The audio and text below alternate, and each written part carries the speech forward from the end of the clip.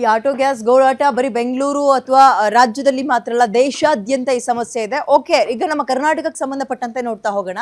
Stock ಇರುವ ಬಂಕ್ಗಳಿಗೆ auto ಡ್ರೈವರ್ಸ್ಗಳು ಈಗ ಮುಗಿ ಬೀಳ್ತಾ ಇದ್ದಾರೆ. ಎಲ್ಲಿ ನೋ ಸ್ಟಾಕ್ ಇರುತ್ತೋ ಅದನ್ನ ಬಿಟ್ಟು ಎಲ್ಲಿ ಅಲ್ಪ ಸ್ವಲ್ಪ ಸಿಗುತ್ತೋ ಕಾಂಟ್ಯಾಕ್ಟ್ ಮೇರೆಗೆ ಆ ಕಡೆಗೆ ಹೋಗ್ತಾ ಇದ್ದಾರೆ. ನೋಡಿ, ಈ ಬೊಮ್ಮಸಂದ್ರದ ಬಂಕ್ ನಲ್ಲಿ ಸ್ವಲ್ಪ ಸಿಗ್ತಾ ಇದೆಯಂತೆ ಗ್ಯಾಸು, ಹಾಗಾಗಿ ಕ್ಯೂ ನಿಂತಿದ್ದಾರೆ.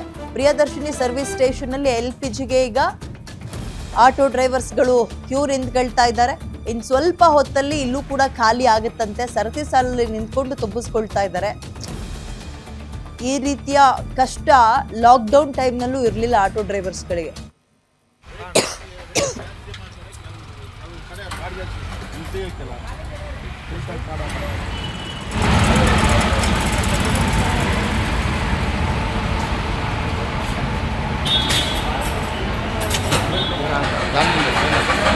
ಪರಿಣಾಮವಾಗಿ LPG ಗ್ಯಾಸ್ಗೆ ಸಾಕಷ್ಟು ಅಭಾವ ಎದುರಾಗಿರುವಂಥದ್ದು. ಆಟೋ ಚಾಲಕರು ಸಾಕಷ್ಟು ಸಮಸ್ಯೆಯನ್ನು ಎದುರಿಸ್ತಾ ಇರುವಂಥದ್ದು. ನಾವೀಗ ಇರುವಂಥದ್ದು ಆನೇಕಲ್ ತಾಲೂಕಿನ ಬೊಮ್ಮಸಂದ್ರದಲ್ಲಿ ನಾವಿದ್ದೇವೆ.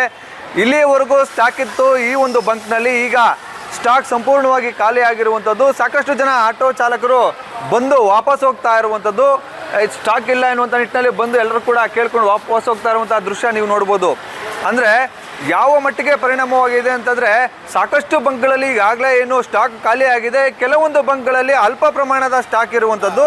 ಆ ಅಲ್ಪ ಪ್ರಮಾಣದ ಸ್ಟಾಕ್ ಕೂಡ ಈಗ ಖಾಲಿ ಆಗ್ತಾ ಇರುವಂಥದ್ದು. ಈಗಾಗಲೇ ನೋಡಿ, ಈ ಬಂಕ್ನಲ್ಲೂ ಕೂಡ ಆ ಸ್ಟಾಕ್ ಖಾಲಿ ಆಗಿದೆ. ಈಗಾಗಲೇ ಅವರು ನೋ ಸ್ಟಾಕ್ ಎನ್ನುವಂತಹ ಏನು ಪೇಪರನ್ನು ಅಂಟಿಸ್ತಾ ಇರುವಂಥದ್ದು. ಇಲ್ಲಿ ಸ್ಟಾಕ್ ಇಲ್ಲ ಎನ್ನುವಂಥದ್ದನ್ನು ಆಟೋ ಚಾಲಕರಿಗೆ ತಿಳಿಸುವಂಥ ನಿಟ್ಟಿನಲ್ಲಿ ಇವತ್ತು ನೋ ಸ್ಟಾಕ್ ಎನ್ನುವಂಥದ್ದನ್ನು ಈಗ ಅಂಟಿಸುವಂತಹ ಕೆಲಸವನ್ನು ಈಗ ಮಾಡ್ತಾ ಇದ್ದಾರೆ.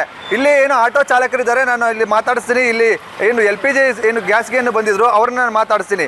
ಸರ್, ನೀವು LPG ಗ್ಯಾಸ್ ಹಾಕ್ಸ್ಕೊಳ್ಳಿಕ್ಕೆ ಬಂದಿದ್ರಿ, ಎಷ್ಟು ಅಭಾವ ಎದುರಾಗಿದೆ, ಎಷ್ಟು ಸಮಸ್ಯೆ ಎದುರಾಗಿದೆ ನಿಮಗೆ? ಸಮಸ್ಯೆ ಅಂದರೆ ತುಂಬಾ ಸಮಸ್ಯೆ ಸರ್, ಹೇಳ್ಕೊಳ್ಳೋಕ್ಕಾಗಷ್ಟು ಸಮಸ್ಯೆ ಇದೆ ನಮಗೆ.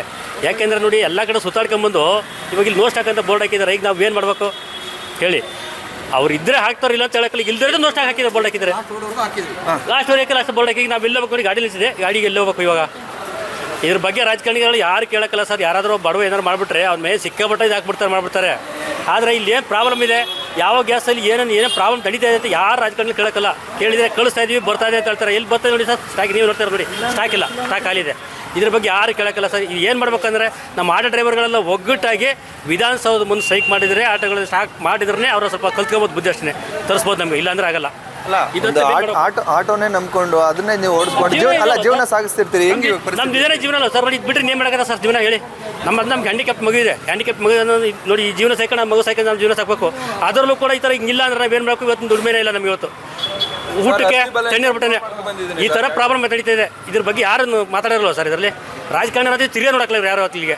ಯಾಕೆಂದರೆ ಅವ್ರಿಗೆ ಕಷ್ಟ ಗೊತ್ತಾಗಲ್ಲ. ಅವ್ರಿಗೆ ಬಡವ್ರ ಕಷ್ಟ ರಾಜಕಾರಣಿಗಳಿಗೆ ಒಬ್ರು ಗೊತ್ತಾಗಲ್ಲ ಸರ್. ಯಾಕೆಂದರೆ ಅವ್ರಿಗೆ ಏನು ಬೇಕು ಅವ್ರು ಆಯ್ತಾ ಇರ್ತದಲ್ವಾ. ಬಡವ್ರ ಬರೀ ಏನಾದರೂ ಆಗಲಿ ಅಷ್ಟೇ. ಅವ್ರಿಗೇನು ಎಲೆಕ್ಷನ್ ಟೈಮ್ ಬರಬೇಕು, ಓಟ್ ಕೇಳಬೇಕು, ಮನೆಗೆ ಹೋಗ್ಬೇಕು ಅಷ್ಟೇ ಅವ್ರ ಕೆಲಸ. ಇಲ್ಲಿ ಏನು ಎತ್ತತ್ತು ಯಾರು ಕೇಳೋಕ್ಕಲ್ಲ ಸರ್. ಇಷ್ಟು ತುಂಬ ತೊಂದರೆ ಆಗ್ಬಿಡೋದು ನಮಗೆ. ಸಾಯಂಕಾಲದ ಹೊತ್ತಿಗೆ ಊಟ ಮಾಡಿದ್ರು ಉಂಟು, ಇಲ್ಲ ಅಂದ್ರೆ ಇಲ್ಲ. ಆ ಥರ ಇದು ಪೊಸಿಷನ್ ನಮಗೆ.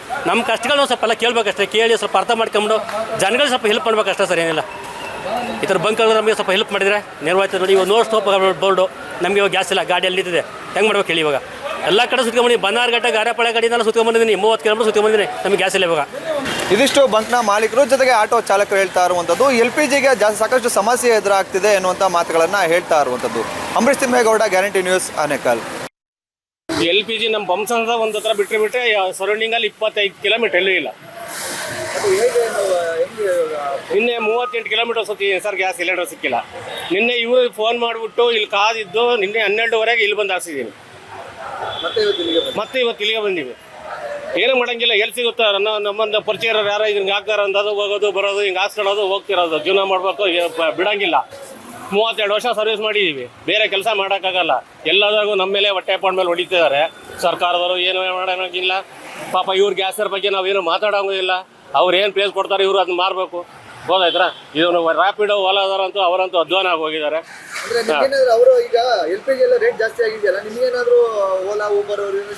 ಅವರಂತ ಅಧ್ವಾನ ನನ್ನ ಮಕ್ಳು ಯಾರು ಇಲ್ಲ ಸರ್.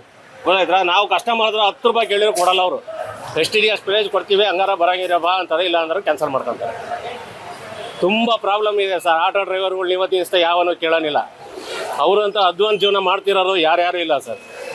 ಇಡೀ ಫ್ಯಾಮಿಲಿ ನಿಮ್ಮ ಮೇಲೆ? ಹೌದು ಸರ್, ಫ್ಯಾಮಿಲಿ ಏನಾದ್ರೆ ಪೂರ್ತಿ ನಮ್ಮ ಜೀವನ ಕಟ್ಕೊಂಡ್ರೆ ಅದು ಇದರಿಂದ ನಾವು ಫ್ಯಾಮಿಲಿ ಎಲ್ಲ ಇದರ ಇಲ್ಲ ಸರ್. ಹಂಗಾಗಿ ನಮ್ಮ ಜೀವನ ಹಿಂಗಾದ್ರೆ ಯಾರು ಕೇಳಾರಿಲ್ಲ ಇವತ್ತಿನ ದಿವಸ.